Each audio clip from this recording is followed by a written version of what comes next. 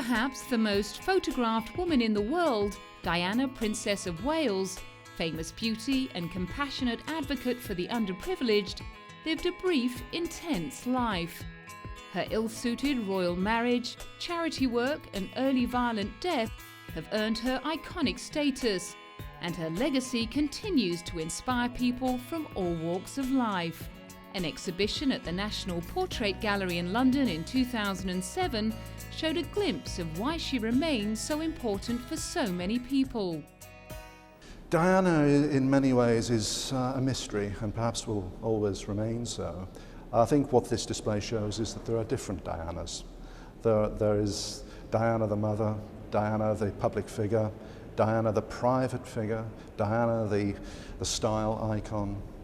She moves through a number of different roles. You can never quite tell which is the real Diana. There are a number of different aspects. And I think that it's the interaction of these different facets of her personality that make her endlessly engaging. And people are returning to her image constantly and saying, who is she and what was she really like? Diana Frances Spencer began life ordinarily enough for a member of the British upper class. Born into the Spencer family in 1961, she grew up with 2 older sisters and a younger brother. The Spencer family has been friends with the British royal family for centuries, and Charles once dated her older sister Sarah. A poor student, the shy Diana seemed happy with being a kindergarten assistant and working as a hostess at parties. But life changed irrevocably when the marriage-ready prince turned his attentions on her and sparked an unprecedented media frenzy. By the time their engagement was announced in February 1981, the loyal citizens of Great Britain couldn't get enough of Lady Di. We want Di! We want Di! On the 29th of July, a global television audience of around 750 million tuned in to watch the fairy tale wedding in St. Paul's Cathedral. In 2005, a replica of her stunning dress was put up for sale. The ivory silk taffeta dress, its train only 1/3 of the 25-feet train of the dress Diana wore on the day, sold for £100,000. The original dress had cost £9,000 back in 1981. One of Diana's most enduring legacies has been her deep commitment to charity work. A woman married to the future King of England doesn't need to work, but Diana wanted to do something meaningful in between raising her 2 sons, William and Harry. Children and the underprivileged were always close to her heart, and shortly after her marriage, she threw herself into charity work. In 2007, a new charity was launched in her honour. Called the Diana Award, it was the continuation of a memorial committee set up in the year after Diana died to recognise young people making a significant contribution to their community. The Diana Memorial Award celebrates the fantastic achievement of young people who do extraordinary things. An award that is open to everyone, but an award that celebrates what I think was called this morning human excellence, people who do excellent things as human beings, people who can summon up the optimism and the openness and all the love of life that embodies the contribution that Princess Diana made to our country. And I think it's important that Diana's legacy is remembered in a way that young people can identify with, so that when award holders are doing their community service, they're in some small way echoing the type of work she did so well to help other people. Royalty in England is traditionally associated with charity work, but Diana became passionately involved in a number of controversial causes, leading the charge in the battle to lift the stigma attached to HIV and AIDS. HIV does not make people dangerous to know, so you can shake their hands and give them a hug. Heaven knows they need it. She made friends with lepers and the homeless and became patron of charities dealing with troubled youths, drug addicts and the elderly. She was also instrumental in the international campaign to ban landmines. Diana was big everywhere. It was just quite incredible. Everybody knew her. And she could charm, you know, presidents and prime ministers in a way that I've never seen anybody else that's her equal, you know. And so she could achieve great things by getting sort of red tape, and that would just dissolve. And I mean, I remember her at the White House. She was just a unique person. In 2008, more than 10 years after her death, Diana came in at number 6 on the list of people that children consider to be their role models, behind Richard Branson and Jesus. Diana's butler, Paul Burrell, released his long-awaited book in 2006, and it offered a rare glimpse into the life of a modern member of the royal family. Many readers were fascinated by the details of the love life of the princess, who divorced her husband in 1996. But Paul also writes about his employer's warmth and generosity. A wonderful example of the princess's compassion and the depth of her friendship for her friend Rosa Monckton was that Rosa's 6-month stillborn baby is buried in a corner of the garden at Kensington Palace. This was an extraordinary thing for the princess to offer up, to bury a baby in her garden. Since her death, it's been up to her young sons to keep her spirit alive. In 2009, William, Diana's oldest son, was made an honorary barrister, following in the footsteps of his mother, who was awarded the same honour in 1988. The ceremony took place in London's Inn Court. 3 years earlier, William and Harry announced they were putting together a special event for the anniversary of their mother's death. The concert was intended to raise money for Diana's favourite charities. They invited an eclectic mix of artists that reflected the musical tastes of both the young princes and their mother. The all-star bill included the likes of Elton John, Andrew Lloyd Webber and rap artist Kanye West. 70,000 fans turned up to Wembley Stadium on the day which would have marked Diana's 46th birthday, with millions more watching the event live on TV. The evening was a huge success.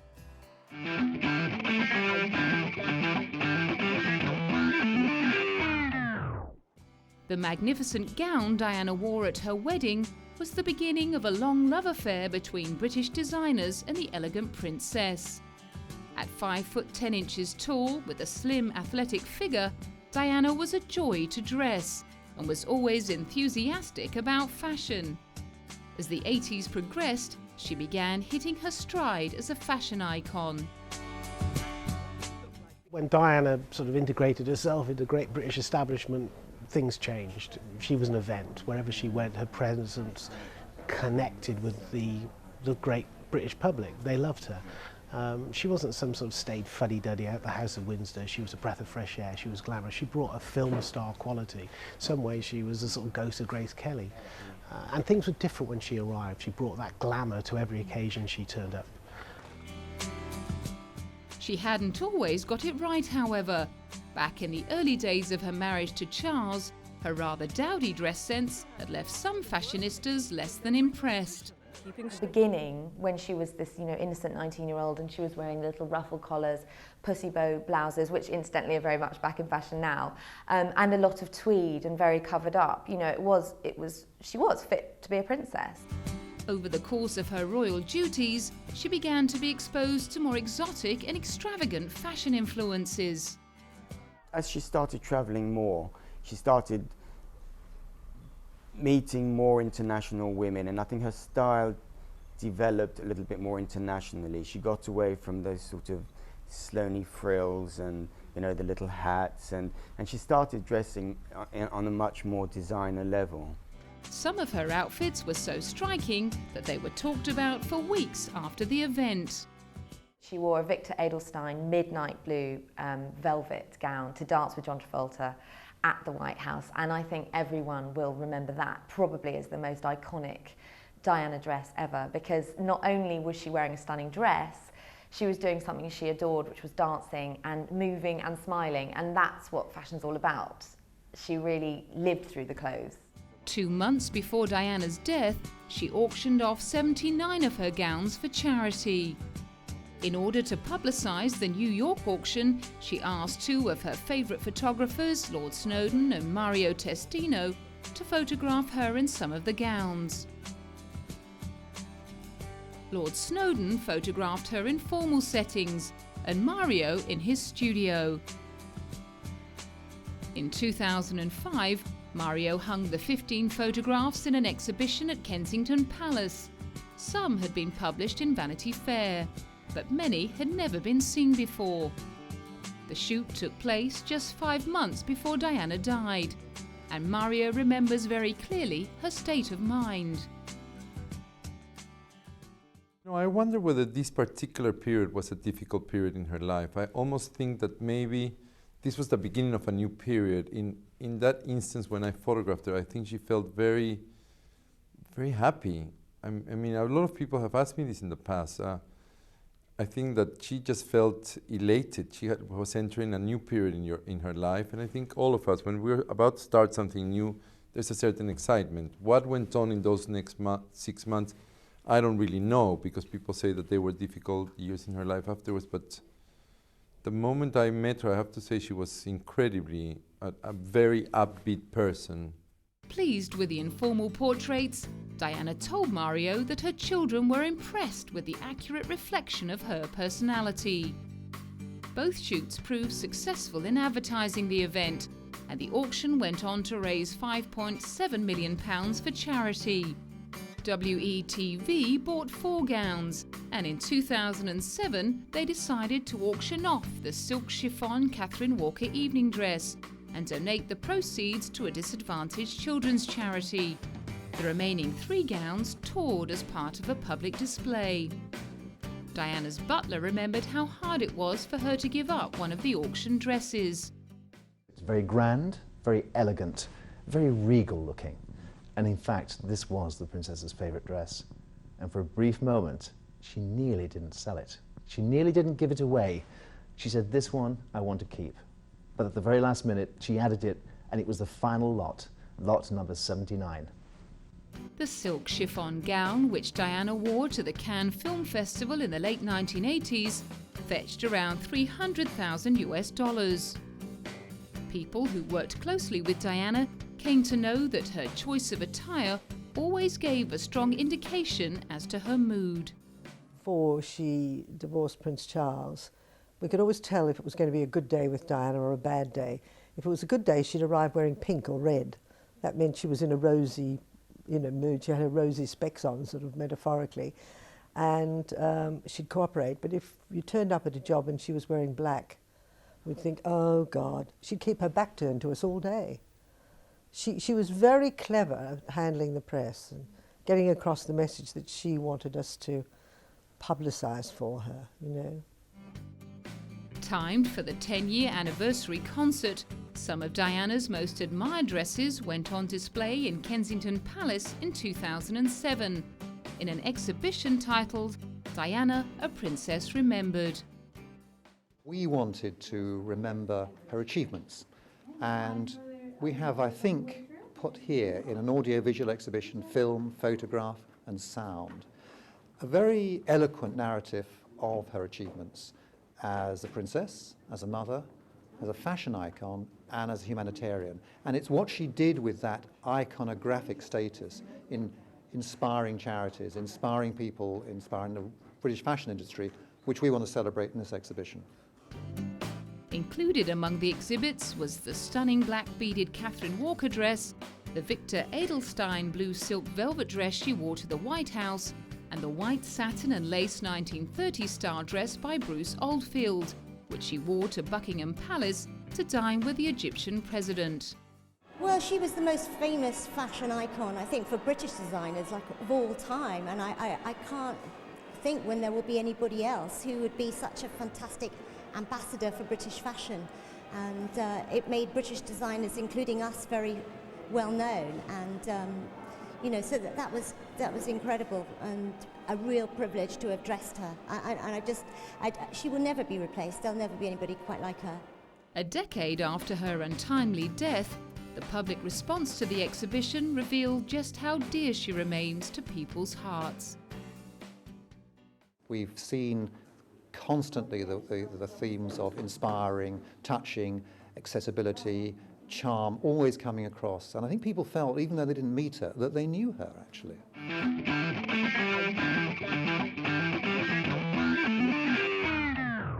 When the world awoke on the morning of the 1st of September 1997, something had changed forever. At just 36 years of age, Princess Diana had died in a Parisian hospital after a dreadful car crash in the Pont de l'Alma tunnel early that morning. The driver, Henri Paul, acting security manager of the Hotel Ritz Paris, and Dodi Al Fayed, son of millionaire Mohammed Al Fayed, were also killed. Diana and Dodi had slipped out of a back door of the hotel to escape the paparazzi. But stalking photographers were on the tail of her Mercedes when it smashed at high speed into the 13th pillar of the tunnel. The British public were horrified, and the outpourings of genuine grief showed the depth of love that many people felt for the princess. Thousands of mourners from all over the globe sent flowers, donations, and condolences.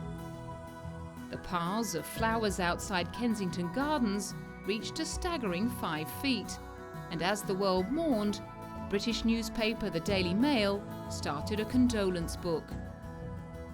Well, I think it's an amazing document. I can't think of any other personality who's ever had such a volume of messages of condolence. It was an extraordinary time, and we're so used to all the film footage that we remember back then, and this is a document of names, 130,000 of them. It's extraordinary. Only 3 copies of the unique book were ever made, and in 2007, one of them came up for auction. People only had 10 or 20 words to say what they felt, so in a way they're very repetitive and very simple sentiments. But the fact that people took the trouble to reply to the Daily Mail advert in such numbers is an extraordinary event. Diana's funeral took place at Westminster Abbey on the 6th of September. The royal family conceded to public opinion, and rather than staging a strictly private event, it became a national public funeral. Hundreds of thousands lined the streets of London, while 8 members of the Welsh Guards carried her coffin. At St James's Palace, members of her family joined together to walk behind the carriage. With millions more around the world glued to their TV sets, that day remains etched in the public consciousness. On a website set up to collect personal histories, one Diana fan recently remembered how desperate everyone was to say goodbye to the people's princess. I remember standing on the Mall with my father, petrified, to be honest, clutching him. And, you know, as the coffin walked past, and seeing people up trees trying to, you know, watch and join in and be closer to the event and, you know, to her, I suppose, to Diana. The crash sparked many conspiracy rumours. Chief among their architects was the grief-stricken Mohammed Al Fayed, who claimed that his son and Diana were assassinated because of their plans to marry, and that the driver, Henri Paul, was in the employ of a national security service. It wasn't until 2004 that the much-anticipated inquest began. The coroner, Michael Burgess, was given the job of reading through a 6,000-page report and liaising with the French police. The driver, Henri Paul, was found to have a blood alcohol level 3 times higher than the French legal limit, but the paparazzi was still considered to have played a part in her death. That wasn't news to film star George Clooney, who had long ago pointed the finger at the media's insatiable appetite for celebrity gossip. Princess Di is dead. And who should we see about that? The driver of the car, the paparazzis, or the magazines and papers who purchase these pictures and make bounty hunters out of photographers? In the documentary The Witness in the Tunnel, a photographer who was present the night of Diana's death defended himself and his colleagues. Pierre claimed that the subsequent vilification of the paparazzi was unwarranted and unfair. we were not to blame, you know, for the accident in itself. Now, maybe Mr. Clooney is talking about the harassment of the press, and yes, in that respect, he may be right. Maybe there was too much interest, you know, from the press towards the Princess of Wales. But on the other hand, she was using the press a lot. It was not a one-way relationship. It really was going both ways, and especially that summer. It's true that Diana forged a complex relationship with the media. She was very aware that she needed the press to publicise her charity work, and no doubt courted their sympathy in her split from Charles. She showed an intuitive understanding of the kind of photographs that would serve her well. Those impromptu photo opportunities she created by herself, that famous picture of her on the edge of the boat alone, the Taj Mahal shot, all the way through, she knew the power for her image to get maximum coverage. Other parts of her life Diana tried to keep private, often to no avail. Her relationship with the press seemed to reflect a conflict within her, between the shy introvert and the glamorous extrovert. There are times when you think, this is the real Diana. This is the shy, slightly retiring individual, not really wanting to be the gaze of the public. And there are times when Diana seems in, for example, the image behind me by Mario Testino, obviously relishing being looked at, using the camera, really responding to it, projecting an image. There's always a tension between what's real and what's projected, and it's there to be teased out. This is what I think is on offer for speculation. It's ironic to think that our very fascination with Princess Diana may have been a factor in her death. And her life became a certain soap opera as she became estranged from the very house that she was established by. So she sold newspapers, and people were interested in that celebrity who can, you know, bring them extra revenue. So yes, of course, there was a huge amount of interest, and she delivered for them. For many media people, the beautiful princess had become an industry, and her death spelt the end of their career. When she died, well, the whole business just collapsed. You know, Diana was the centre of our world. I mean, some of the photographers would say that when they went to bed at night, all they could see was her face in their lenses, you know, their long lenses. They were so used to looking at her all day long that when they went to sleep at night, they still saw her face. And then suddenly that was all gone.